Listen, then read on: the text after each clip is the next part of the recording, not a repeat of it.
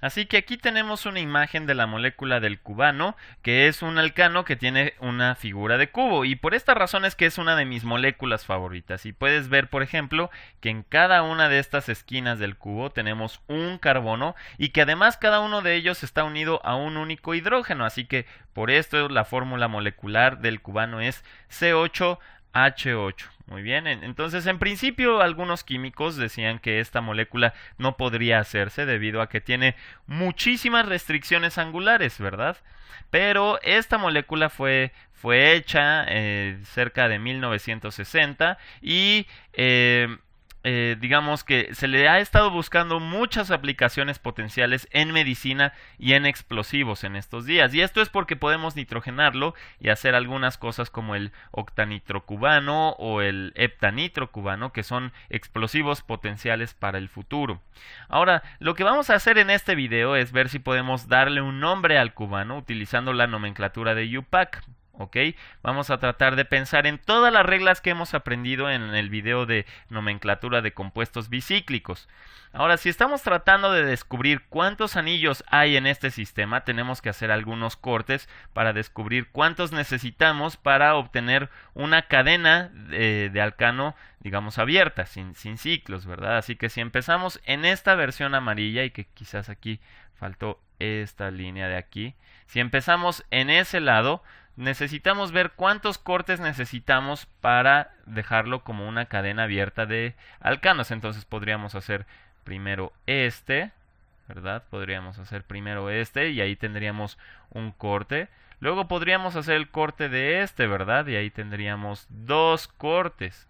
Dos cortes. Podríamos dar un tercer corte, digamos, no sé, podríamos dar el corte de aquí abajo y de ahí tendríamos 3 y de aquí ya debe ser mucho más claro que necesitamos 2, por ejemplo este de aquí y este otro de aquí, así que en realidad necesitamos 5 cortes para llevar este cubano a una estructura de un alcano que solo es una cadena abierta, ¿verdad? Entonces lo que sea que esto sea va a ser algo como un pentaciclo.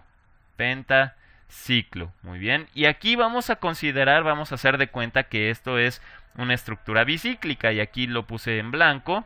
Si nos damos cuenta aquí debería ser un poco obvio que estos dos carbonos son nuestros carbonos cabeza de puente, ¿verdad? Entonces ahí tenemos nuestra estructura bicíclica y tenemos que hacerlo, hacer digamos las mismas reglas que teníamos en el video anterior. Entonces vamos a ir enumerando, digamos que este es nuestro primer carbono y podemos enumerar hacia arriba, ¿verdad? Porque es nuestra cadena más larga. Entonces vamos al 2, 3, 4, 5 y ya regresamos a la otra cabeza que es 6 y luego nos seguimos, ¿verdad? Con la segunda cadena más larga que es 7 y 8. Muy bien.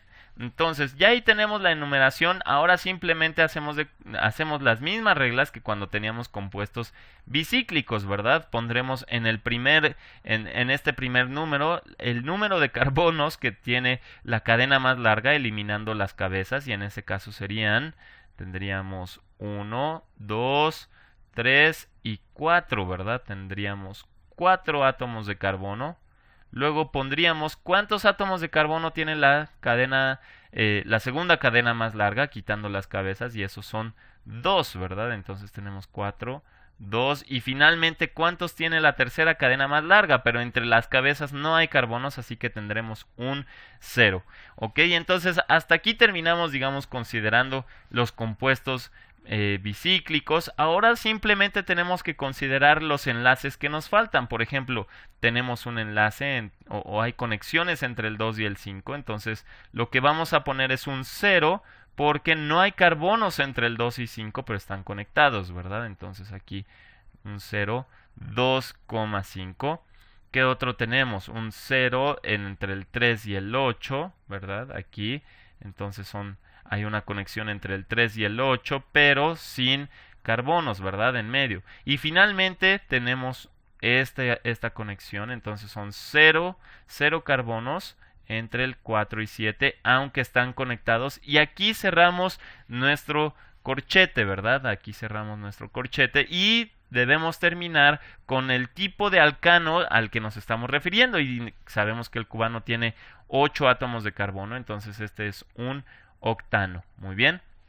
Así que esta es la nomenclatura del cubano según IUPAC. Sería el pentaciclo 42002,5.